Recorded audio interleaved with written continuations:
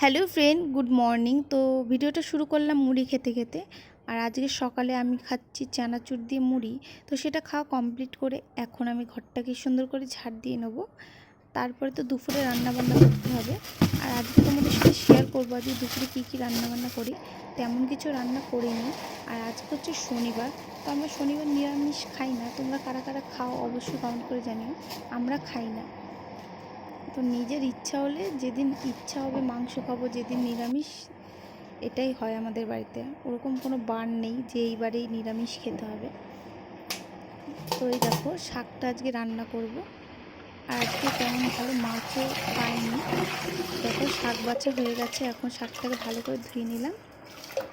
আর এদিকে দেখো ভাত বসিয়ে দিয়েছি। তো দেখো রান্নাবান্না কমপ্লিট। তো বাসন টাসন মেজে একদম রান্নাঘরটা ক্লিন করে নিলাম। আর চলো তোমাদের দেখাই আজকে কী কী রান্না করেছি। এই যে শাক ভাজা, ভাত, আর এটা হচ্ছে ডাঁটা চচ্চড়ি, কুমড়ো, ডাঁটা, পটল এইসব দিয়ে, আর এই যে সোয়াবিন।